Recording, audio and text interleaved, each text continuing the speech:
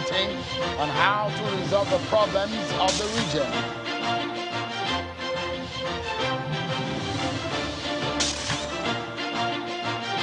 And the northern leaders in a sharp and clear position kick against the position of the southern governors on zoning of 2023 presidency and VAT collection by states.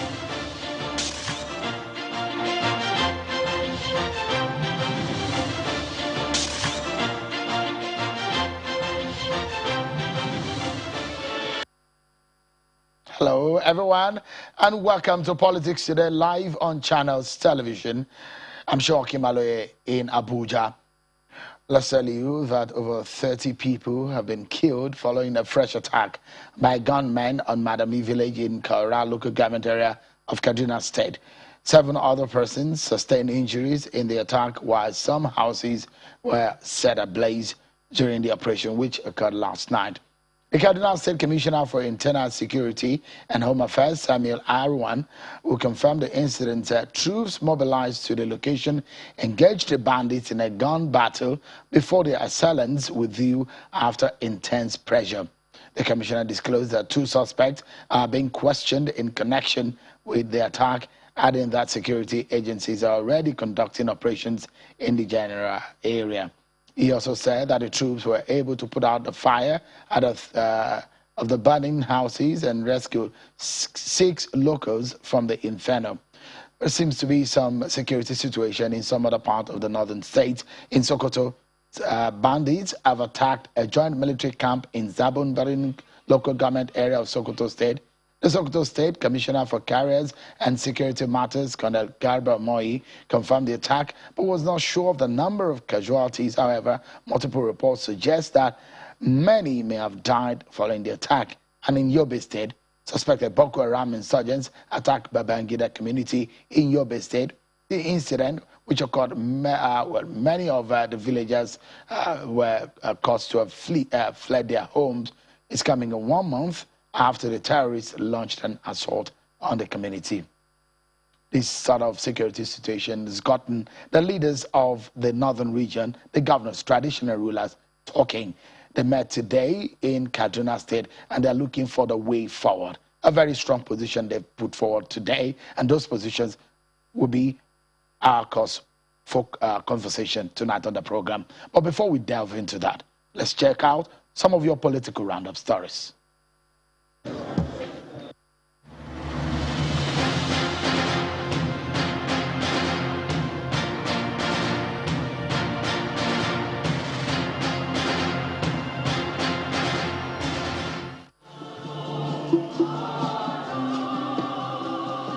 As Nigeria celebrates her 61st independence anniversary, the Imo State Governor, Senator Hope Uzodinma, says for Nigeria to address issues on secession agitations and alleged marginalization, Nigerians and the political class will need to strengthen an imbibed sense of unity, nationalism, cohesiveness, and integration. If we're not united, our capacity to grow will be limited. A civil society organization named Congress for Better Nigerians have rejected the call for Southern Presidency by the Southern governors. At a press briefing at Lokoja, the Kogi state capital, the group insists that the 2023 presidency should be zoned to the North Central for the purpose of fairness and geographical representation in power rotation. We are advocating that power remain in the North for now. The senator representing Cross River North before the annulment of his election, Senator Stephen Ode, has officially dumped the People's Democratic Party to the ruling All Progressive Congress, accusing the latter of ganging up to rob him of his mandate. Described as the mother of all defections in the Broom Revolution since the governor also moved to the APC, the aggrieved senator promised to work hand in hand with the party structure in the state to build a formidable opposition ahead of the 2023 elections. Deputy Governor of the state, Professor Ivara Esu, notable Cross Riverians, as well as APC supporters in their numbers, were on hand to welcome Senator Ode to the party at his Yachi ward in Yala local government area of the state.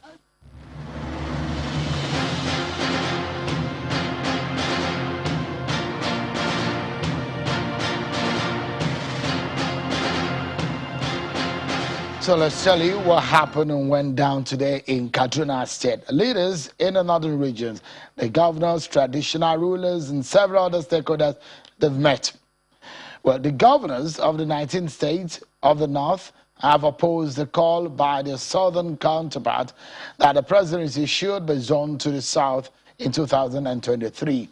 This formed part of the resolutions reached today when the governors held an emergency meeting with traditional rulers in the region at the government house in Kaduna State. The chairman of the forum and the governor of Plateau State, Simon Lalong, read out the communique containing the resolutions on behalf of his colleagues. According to the governors, zoning the office of the president is being agitated by southern governors is against the provisions of the 1999 Constitution as amended. Take a listen to the chair of the Northern Governors Forum. The forum observed that some northern state governors had earlier expressed views for a power shift to any three geopolitical zone in the south with a view to promoting unity and peace in the nation. Notwithstanding their comments, the forum unanimously condemned the statement by the Southern Governors Forum that the presidency must go to the south. The statement is quite contradictory with the provision of the Constitution of the Federal Republic of Nigeria, 1999, as amended, that the elected president shall A, score the majority votes, B, score at least 25% of the votes cast in 2/3 states of the Federation, C, in the case of run-up, simple majority will win the election. Number 6, the Northern State Governors Forum considered the ongoing national debate on collection of value-added tax, VAT. As responsible leaders, while we are concerned by the fact that the matter is sub judice, we, however, for the purposes of educating the public, make the following observations. A, the judgment of the Federal High Court calls to question the constitutionality of VAT, withholding tax, education tax, Niger Delta Development Commission, National Information Technology Development Agency, 13% derivation, National Economic Development Council, and many other currently levied and collected by the federal government of Nigeria and the Federal Inland Revenue Service. B, Rivers and Lagos State government had enacted their own VAT laws, and the Southern Governors Forum have expressed support for this course of action. C, VAT is being confused by these state governments as a sales tax. If every state enacted its own VAT law, multiple taxation will result in increase of prices of goods and services and collapse in interstate trade. VAT is not a production tax like excise, but terminal tax which is paid by the ultimate consumer. D, another confusion is ignoring observation above and its overall effect. The reason Lagos account for 50% VAT collection is because most of the telecommunication companies, banks, manufacturing and other trading activities have their headquarters in Lagos, with the resultant and the wrongful attribution of VAT. E, until and unless the Supreme Court pronounces judgment on the substantive matter between Rivers State and the federal government, the matter is sub judice, and Northern State Governors Forum would respect this. The forum took stock of progress made in handling challenges of banditry, kidnapping, armed robbery, and insurgency. After extensive deliberations, the following resolutions were arrived at. 1. The forum reviewed security updates from the region and observed the need for a sustained synergy and coordinated efforts between the federal and northern states governments while noting success of recent measures. The meeting also noted with concern the constraint of the security services and urged the armed forces to embark on simultaneous operations and resolve to share the plans of frontline states, come up with common strategy in the region, assured of readiness to work in synergy with the federal government of Nigeria in finding lasting solutions to the current security challenges.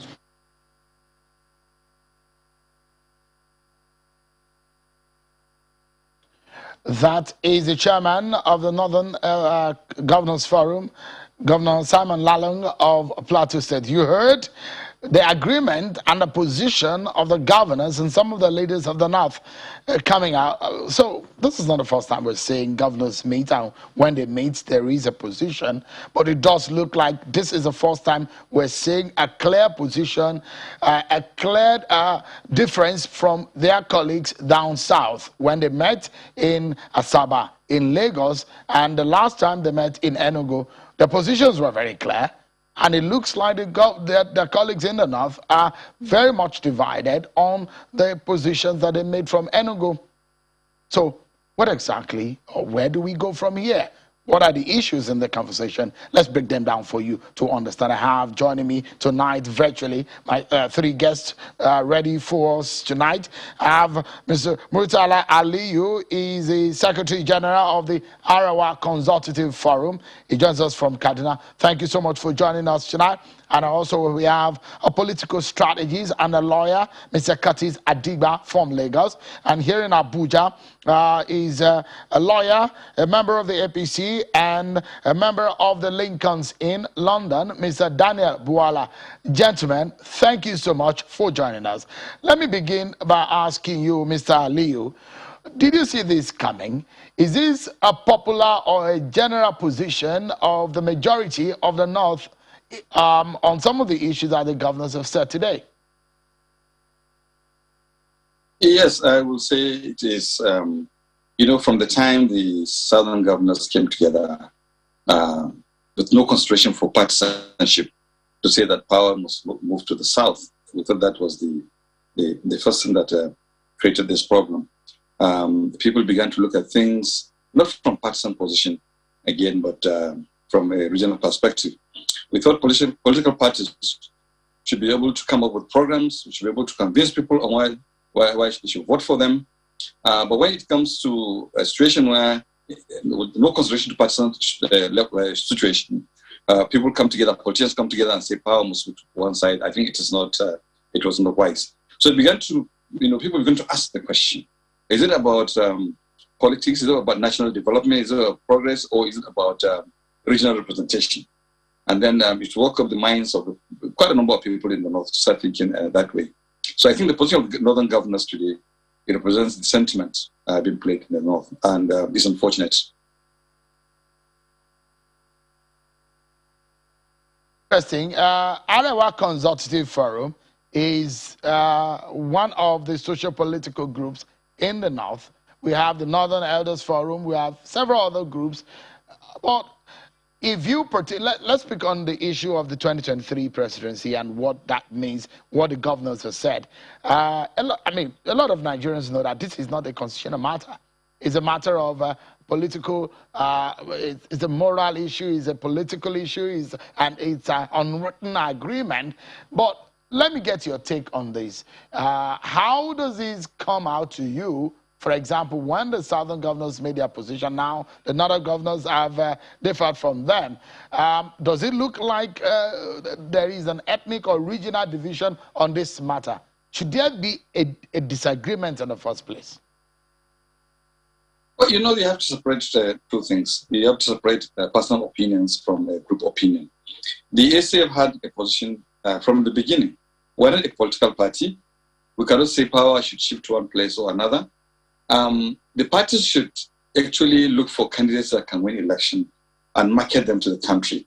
And the North now will engage any candidates, whether from the North or the South, as ACF, to know what plans you have for the country first, what plans you have for the region, what plans you have for our challenges.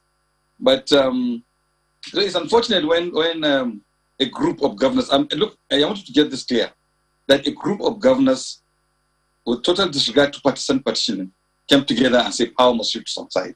And I think that's what instigated the whole thing. But the position of the ACF was that, look, the party, the issue of power shift is a partisan issue, not necessarily a regional issue. When parties present their candidates, the North had voted for candidates from various parts of the country. So it's not going to be a new thing for the North to accept anybody coming from anywhere. But I think for a group of governors to come together and say that, I think that's why the problem started. Let me get Mr. Buala's view on this. Did you see this coming, Mr. Buala?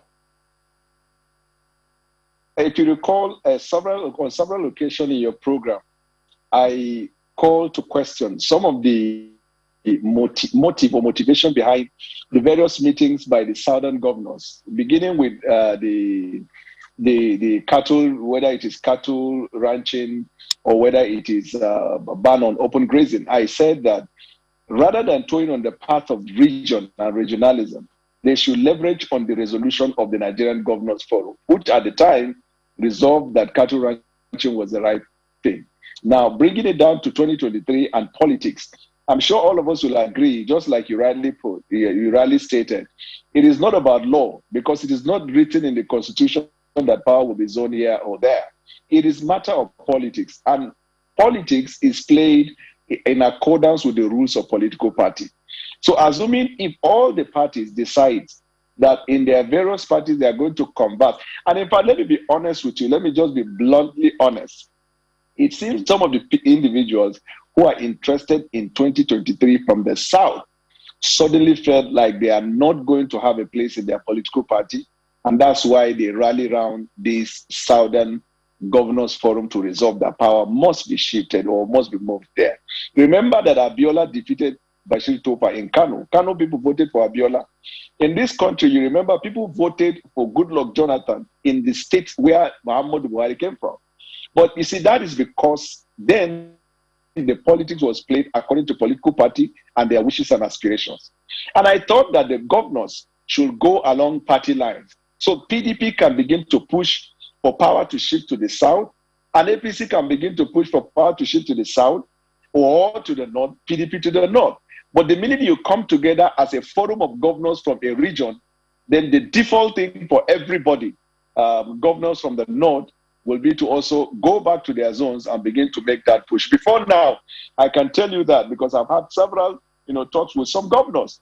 There are some governors in the North who felt power should go to the South. But are you hearing them saying it now? Why? Because the Southern governors started it. The idea that you are placing a demand, politics that should be on negotiation, on persuasion, on politicking, and on politics of game, now has come to a point of demand and ultimatum. And once you get to that, definitely, everybody's going to go back to their default position. And that is what you're seeing now. What do you think made the governors in the South come to that position? There must be something on their minds. I know you know the internal workings of the APC, and you know what must have been going, the undercurrent and the things that are happening. Why do you think that the governors of the South, because one will imagine that the Northern governors are making a direct response to what their colleagues in the South have said on this matter. What do you think prompted the governors of the South to say that? They gave reasons though, but politically, what do you think it was going on in their minds? I felt that the governors from the southern Nigeria failed to decipher and compartmentalize issues. There are quite a number of things that can rally them together as a forum of southern governors. Like, for example, when they raised the idea of ban on open grazing. Now that they are trying to make it a regional, they can make a good case along that line and see what the northern governors will say. But even then, it's not justifiable because I just told you that it will be better served if they come together as a forum of governors. So they started first from the security point of view to then build a bulwark in the South, so to speak, because of the narrative that is built in the air, that there is a northern agenda to Islamize Nigeria, there is this agenda, there is this agenda. That was the foundation for their meeting. But the meeting has failed to separate between the issues of security and the issues of politics of 2023, which should never be about the region saying power should be zoned to the South, but that power should be zoned based on the agreement by political party. Shaun, you even said it in your opening remark when you said that it is an unwritten agreement. Was it an agreement between the southern governors and the northern governors? Certainly, it must be agreement between certain stakeholders in their various political parties. I know for sure, before now, my natural inclination was that PDP will zone the power to the north, APC will zone to the south, and there's going to be a real power play at the time. I mean, when the time comes. But from the way things are going now, clearly I can tell you that PDP will eventually zone the power to the north. But the north that was initially conceding to the powers going to the south are now beginning to come down to default position. But this thing is not something that cannot be cured. There is need for engagement. You must depart from this idea of regionalism, come into your political parties and push agenda on the basis of political party ideology and agreement than on regionalism. Let me bring Mr. Katita Digba into. He's a political strategist and he does this internationally. So you probably will be able to give us a perspective different from what the other guests have given us tonight. What do you think is happening? What is the implication of today's meeting compared to what we saw in Enugu from the Southern governors? What happened today is a continuation of what I've always called a bucket of attractive nonsense. We have a country that is challenged economically, politically, security-wise, and with almost 2 years out to the next election, and we are all fixated on who is going to become president. When what we should be talking about right now is how do we even deliver on the promises that we made to the people. Now, having said that, we're talking about constitutionalism on all issues.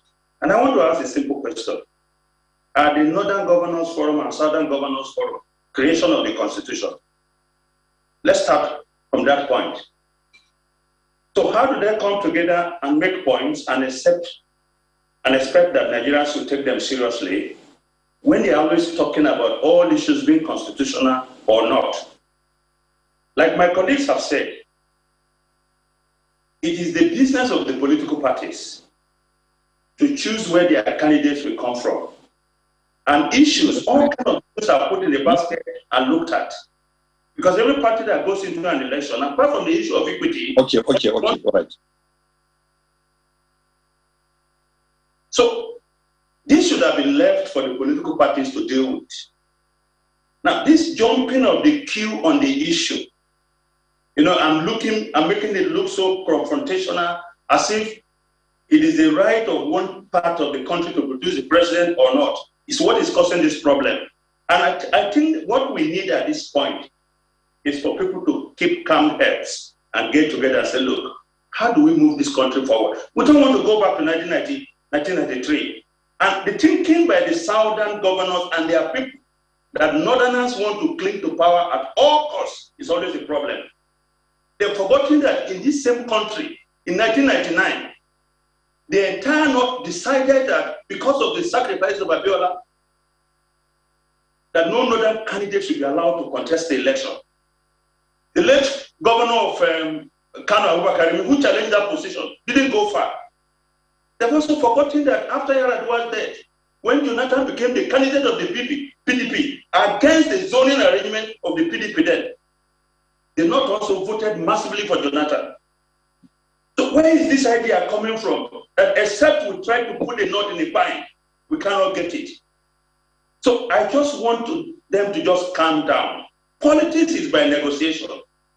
You're not just going to decide. The truth of the matter is, the South alone cannot produce a president, and the North alone cannot produce a president. If you look at our Constitution. So they have to work together.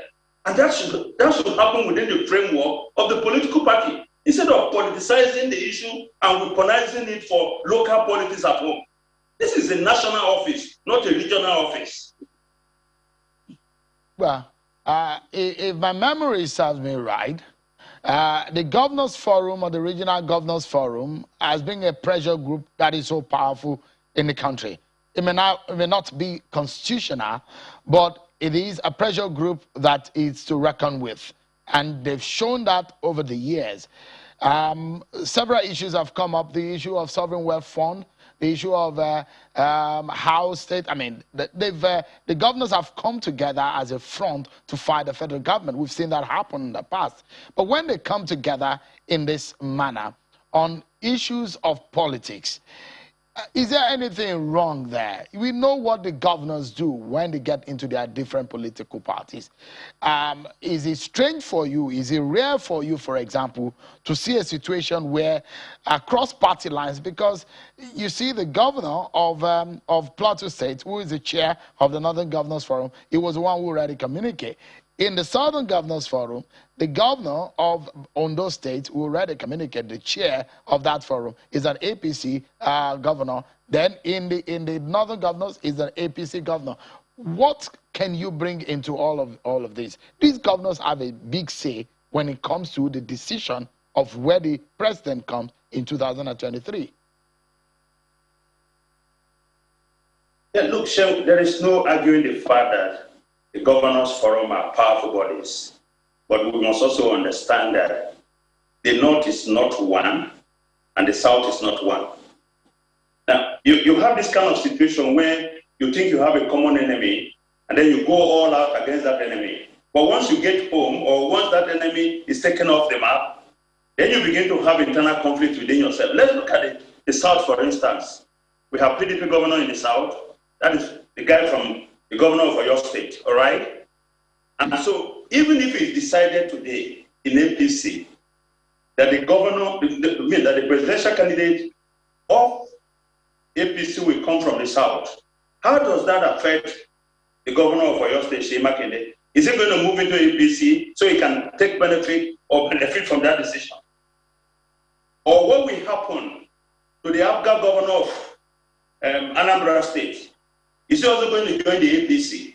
So I think this is why it is important that they sit together and begin to talk on real issues about how power will shift or why it should remain in a certain place or not. And this is not to say that Nigerians will agree with whatever they decide, because Nigerians have got the vote to vote for the candidates of their choice. But the important issue is that instead of bringing this issue now and using it to tear the party apart before election, it is better to be addressed within the political party structure.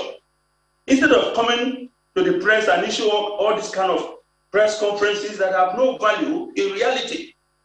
What I think is happening is they are all throwing big bones to their base. You know, they must be seen to do certain things that their base will say, okay, they are protecting our interests. If you go to the North, for instance, I come from the North Central. We are of the opinion that if the power must move to anywhere near North, it should go to the North Central. But of course, I know people who are saying it has to be in the Northeast.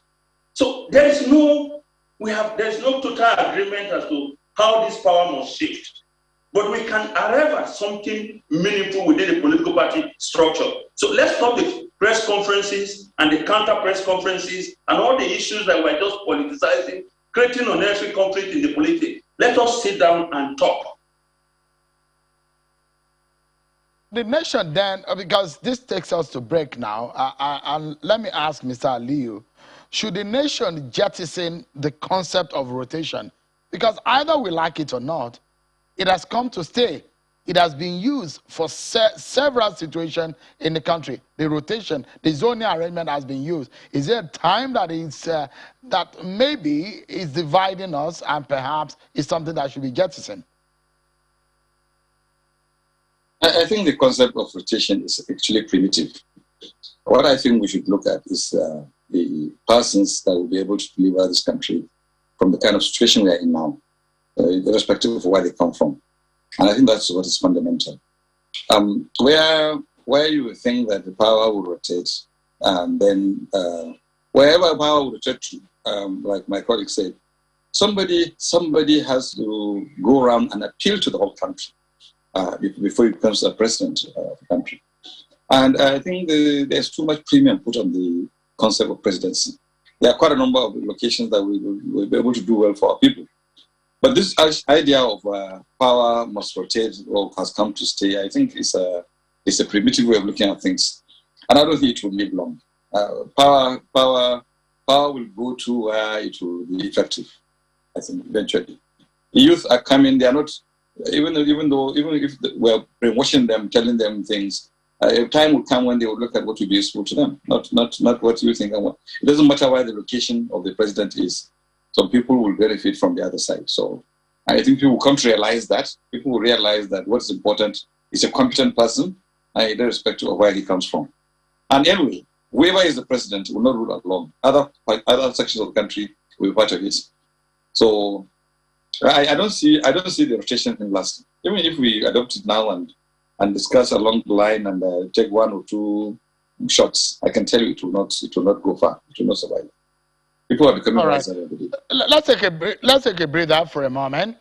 But there are still loads and loads of issues to take up on what the governors and the northern leaders have said today.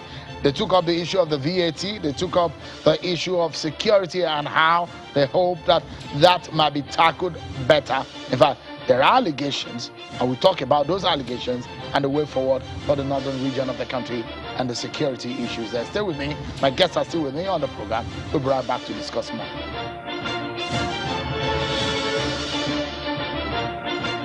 Thank you so much, everyone, for staying with us right here on Politics Today. The leaders of the North today, traditional rulers, governors, have come out and said their position on the issue of security, issues of the VAT, and that of the 2023 zoning. They made their positions very, very clear. And we've been talking about this matter. My guest tonight is being Murtala Aliyu, Secretary General of the Arawa Consultative Forum. He's been speaking with us from Kaduna. Daniel Buwala, a lawyer and a member of the Lincoln team, has been with us also virtually in Abuja. And Mr. Curtis Adigba, a political strategist and also a lawyer. Thank you so much, gentlemen, for coming on. Let me go to you, Mr. Buwala. Do you agree that we should jettison the 2023, the arrangement ahead of 2023, the arrangement of rotation or zoning? Because the question some will ask is that it has worked up until this moment. What has happened? Sorry, because of the heterogeneous nature of Nigeria, because of the fact that we are various tribes and religion, I hold the view that rotation has come to stay. Why? Because some people are even making the case that the rotation should be one-term presidency and it should be zoned around the 6 geopolitical zones so that people will have a sense of belonging. If you take out the idea of zoning and say that presidency should be purely on the basis of merit, I can tell you that the first part of the country that gets to power is likely to keep the power forever. You can skew the system, you can manipulate the system. And so the zoning arrangement should be. But you see, the idea of marginalization, anytime people say power is zoned to the north, they look at the northwest. And whatever the northwest gets, as far as the south is concerned, the north has gotten it. You've never looked at north central and you've never looked at the northeast. But whenever whenever there is a demand for something to be given to the south, that is when you have the south-south, the southeast, and the south and the southwest. So I am of the view that the rotation and zoning should be, but it should be purely a matter of political party negotiation and not a matter of the constitution. There are other issues they raised today. Let me come to you before I go to Mr. Adigba. On the issue of the VAT, their position is very clear, and they make it clear on how they want it to go. Although they are aware that it's sub judice, is in court. But what do you make of the position of the governors of the North? See, the VAT and the problem surrounding VAT is more delicate than people imagine. You see, because the value-added tax is a multi-taxing system that is generated or determined based on the means of production and supply of services. If you leave that to states, for example, based on the laws that states are enacted, it means that if something is, if Innocent Motors is manufactured in Anambra, you pay value-added tax in Anambra. By the time it is delivered to someone in Maiduguri or to the government of Borno State, then somebody will be required to also pay value-added tax. So at the end of the day, the consumer or the merchant is not going to be the victim of the entire process. And that is why the federal government is taking the value-added tax for the purposes of administering it to the entirety of the federation. I can see that the argument by Rivers and Lagos may be genuine in the sense of what do I call it, in terms of the kind of businesses that go on in their respective states and the revenue they generate. But in other parts of the North, they kick against certain businesses, and yet they expect to get the proceeds of the revenue generated from the state that the type of business is allowed. That may be an issue that requires further conversation and deliberation. But I think that after all is said and done, it is the decision of the court. And the decision of the court is only a settled law when it is a determination by the final court in respect of the matter. As long as it is a decision of the High Court or Court of Appeal, it is a law but unsettled law. It is a settled law when it is a decision of the final court on the issue. And then we'll know where we go from there. Again, this looks like another issue that has divided the nation sharply from north to and south. What worries you about this? You mean myself? Yeah. Yeah, I'm particularly concerned because, and to be honest, the proponents and the people generating the unnecessary heat are governors, the governors in Nigeria. And in fact, the 2023 presidency across all political parties is still the battle of the governors. If you hear that somebody secures a ticket in APC, that person must be either an incumbent governor or a former governor. That is why they battle. And there was a time I had an interview where I made clear that the foundational problem of this country is with the governors. They are more powerful than the president. And that we need to sit down and see how we can begin to call our respective governors to account. We have not been able to do that. Not a single media house can focus on a state, and sustain that pressure. It won't be long, people will back out and they look at the president. And this is why we are having that problem. It is still the battle of governors in the north, governors in the south. If you raise ranching, it is governors in the north, governors in the south. If you say restructuring, it is governors in the north, governors in the south. We are talking about value-added tax. It is governors. Why are you asking the question? Because the revenue that will be generated is in the state to be administered by the governor. We need a deeper conversation on that. I'm troubled. Mr. Adigba, what's your view on this? You live in Lagos. What dynamics comes to mind when all this play out, Mr. Adigba, on the issue of the VAT? You've seen the position of the northern governors. So, in addition to what Daniel said, if I'm given the choice to be a governor or the president of the country, I will choose to be the governor. I'll choose to be a governor of a state than to be the president of the country, and I'll tell you why. A governor is a sole administrator in Nigeria. Forget about the paraphernalia of democracy that we have in the states. Do you know any state house of assembly that can challenge their governor? That speaker will be removed that night. Except there is a higher force that is propping up that speaker. He dare not challenge or confront the governor on any issue. In fact, they decide who becomes the speaker. Now, the reality is that we have these powerful people in 36 states of the Federation. Like former governor of Lagos State, Fashola, said in his interview, the governors control the federal government. They also get to nominate ministers for the president. The president does not appoint commissioners for governors, but they appoint or nominate ministers for the president. Now, the whole idea about the VAT, I see it as a struggle for supremacy. And this is basically on the premise that some states are contributing more resources to the VAT purse than others. But then we've forgotten that even what is sustaining the national economy, which is oil, is also coming from some few states and being distributed around. And we are all happy to go to Abuja at the end of the month and collect our allocation. Now, the problem I have with the argument is that it tends to be based on one narrow premise, that the reason why we are calling for a change in the administration of VAT is because certain states are not allowing certain businesses to happen in their states and they want to share. But the question we should be asking is, what is the contribution of that particular business that you have mentioned to the total VAT that is collected and shared? Don't forget that in order to make this a little bit fair to collecting states, there is a 20% derivation. The problem we have is what India had.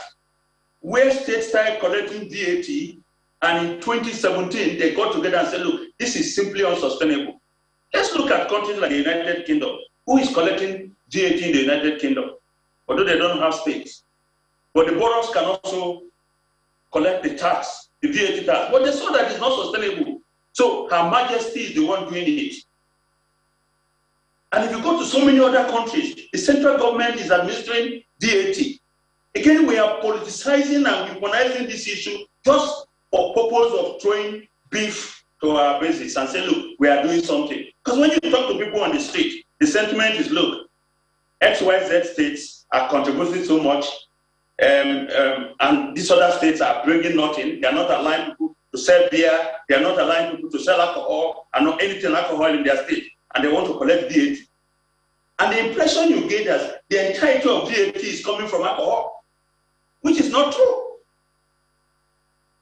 So what I will again advocate is that when you look at the countries that are making progress, they are making progress because the leaders chose to live for causes that are greater than themselves and their narrow interests. Let us sit together. We are one country.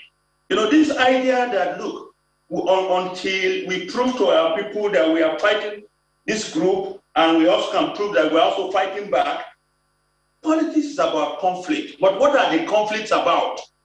We are not talking about the welfare of the people. We are not talking about the size of the budget for water, for electricity, for hospital, for education. All we talk about, and that's why the most popular part of our constitution is federal character. You know, inclusion, appointments to zones and all that. When you get the appointment to the zones, the same set of people also collect the appointments. So let us sit down as a nation. Let's talk to one another. This is the only way to move forward. This is democracy.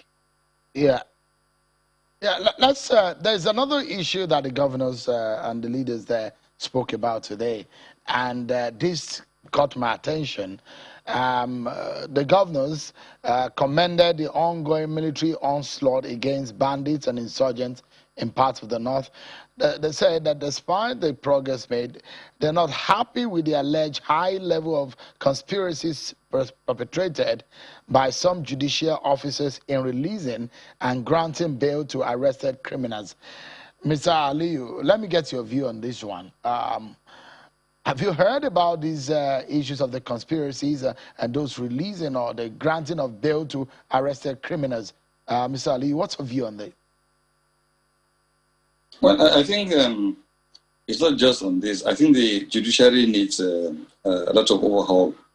You know what? One of the causes of this banditry is also the role played by the judiciary in those rural communities, where when the herders commit an offense, they become too high-handed, they collect their cattle and so on. And that, brought in some dissent. And I think the judiciary had played a role in promoting this banditry, among other things. So if today, not just the judiciary, the law enforcement agencies, I mean, there are video clips going around where people are claiming that the police officers or the army officers were also accomplices to these things. So I think it's not just the judiciary, but I think also the law enforcement agencies. So I agree with them that the judiciary will need to look inwards and clean its house, just like the way they just give multiple judgments on issues conflicting. Courts of similar jurisdiction are giving different, judgments across the land.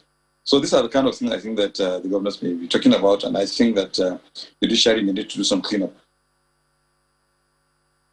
Well, how would you assess what is going on in Zamfara State, in Sokoto, Katsina? Those three governors have made a position on, they decided that they were going to allow the shutdown telecoms network just to frustrate the efforts of the bandits, which some people said maybe that is working. What is the assessment of what the military is doing and the other security agencies? At least the recent result or the recent activities that we have seen in the past few days. Well, it has helped so far. they've been not de-escalated, but they've been reduced. The problem is the strategy being used. I think when the places are being locked up, communication is being shut out, they are moving also to other areas. And but the hope was that while that is going to happen, it should be well coordinated, where all the other places will be blocked so that they are not allowed out. But they are moving. Some of them are moving to Kaduna Abuja highway, which was safe before. Some of them are moving towards Sokoto, and they will regroup.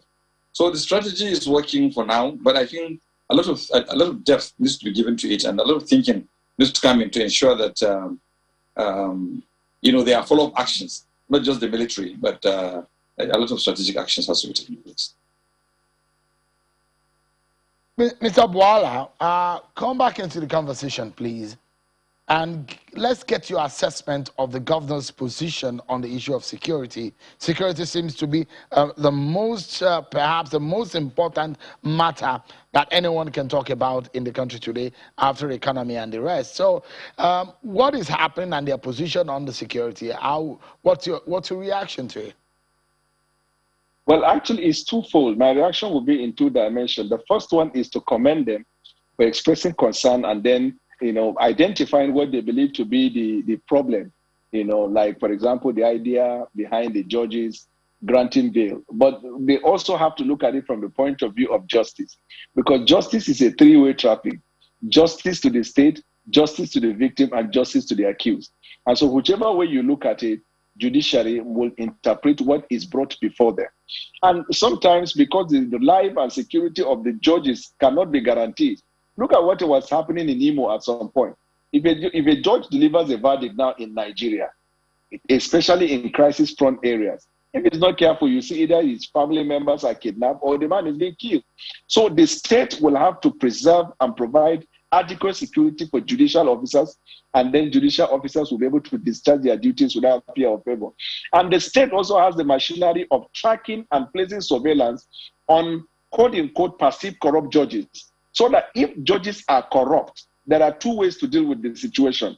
The criminal aspect is what can be dealt with by the state, but then the misconduct aspect can be sent to the relevant authority, the Nigerian Judicial, the NJC, to deal with the issue. But most importantly, with respect to the governors, I think that some governors need to do enough to promote security, because there is what is called security vote in their respective states. Are they giving enough of these monies to the various security agencies in their state? You have the Department of State Services, you have the police, you have the military, and there are other paramilitary security platforms in the respective state. Are you providing equipment for detection, equipment for surveillance, drone services? There is so much that the state governor can do at his own level to provide the infrastructure that will enable law enforcement to deal decisively with criminal elements in their respective states. But as it stands today, only a few governors have gone to that. For example, if you go to Kogi, people don't talk about terrorism in Kogi. The governor of Kogi, for whatever, I don't know, strategy that he's using, there is a perceived solid security situation in his state. Kaduna governor was resolute and is still resolute that we are not going to pay ransom. That is fine. So we need more of that resolve from governors, and then let them provide the equipment to enable law enforcement. Because at the federal level, let me tell you, the money is not enough to go to all the security agencies. The state must complement by bringing this money. That is what security vote is meant for. It is not to be deposited into private pockets. But I mean, is anyone aware of how much these security votes are? And the big question now will be, some governors have taken some drastic moves. They've made policies, they've made audacious gone to their lawmakers to make to sign laws. I mean, to sign some bills into law to ensure that movements are restricted, to ensure that roads are closed, just to make sure that people are no longer kidnapped. In Zamfara, we've seen that happen. In Katsina, we've seen that happen. Whether or not some people agree with it, but these are the measures that some of these governors have made. What's your view on what their positions have been? Yeah, there are a number of governors in this country that are doing their best. I mean, that time will fail us to begin to identify them and mention them at their state level, dealing with security situation. But you know that our fundamental problem of insecurity in Nigeria, first is on intelligence, and then second is on enforcement. Because oftentimes we come after the fact, after the crime is committed, we go after the people. But I'm talking about investment in infrastructure that will detect and prevent the crime, which is investment in the area of high-tech equipment for the purpose of dealing with this. Are governors actually invested in that? That is one thing. When you talk about localized law enforcement, personal law enforcement like the Amotekun, in Kano you have the ISPA, in Borno State you have the Civilian Joint Task Force. How effective are they? There is a limit to which they can go because they are not law enforcement permitted by law to hold certain arms. And the criminal element know that they don't have these arms. So these are the issues we are talking about. The state, some states, if you go to state, like I gave you an example of Kogi, for example. Last week, I saw how they said the bandits went there and they made their Waterloo. Some months back, there was a time I had criminal element went there. They went there, asked if these people are ready for them. Always prepared and fighting that. If every governor is doing that, I'm telling you, to a large extent, we will be able to support the federal government in dealing with insecurity in Nigeria. So we can wrap up the program now with a few minutes that we have. Mr. Adiba, the governors seem to they come together. The southern governors they form the southern southwest regional security platform. The southeast governors also they did the same thing. The northern governors also are making those kind of efforts. These are developmental. Is it working from your own standpoint? Well, it's difficult to say that it's not working. At least some elementary crimes like, people kidnapping people for ritual purposes. We've seen videos of Amotekun arresting some young people who murdered an old man for ritual purposes for money and all that. We continue to see that. But I also need to add that without the efforts of some of the governors, security would have broken down completely in some states. Because Nigerian police is not getting enough from their offices, across the country, and so the governors are bringing in some funds to buy petrol vehicles, buy ammunition, and all that. We've seen that, but that is just a few governors that are doing most of that. Now, the issue is that when you talk about security, every Nigerian jumps to the president because he is in charge of the security architecture of the country. That's what you are told. But then we find these governors and political operatives carrying having so much security around them, and they can do whatever they want to do with security people when it has to be their interest. But when it comes to protecting the people, then they point you to the direction of the president alone. Just imagine today that a governor's son is getting married. You cannot go to that venue because of the number of security people that you are going to have around there. But we don't have the same kind of security for the people. Now, I read a book called The Third Pillar by an Indian professor, where he talked about the three key pillars of the society: the community, the market, and the government. In Nigeria, for instance, you see that the government is protected. There is no governor that does not have up to 40, 50 security people around him. His house, where the children are found, his parents' homes, and all that. You go to the market, again, the big corporations, the bank, they have more than enough security. But the community where majority of us live, the poor people, and where the bad elements come from, we are unprotected. And this is the problem we have it. So then you talk about the activities of the judges courts. I think most of the criminal trials happen at state level. And the governors can at least reach out to those judges, assure them and say, look, your security is protected, but you have to do what is right for the country. It's not enough to just come on television or issue a statement and blame them. So they should also go and hold meetings with these judges. These are judges that are appointed at the state level. Majority of these cases are handled at the state level. All right.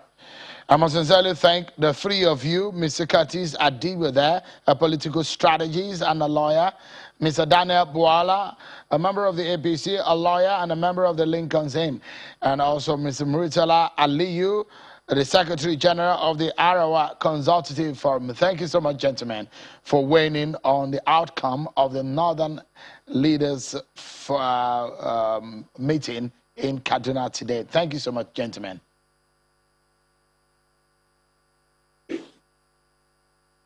Well, that's our show for today, everyone. Many thanks for watching. I'm sure Kimaloe. Bye-bye.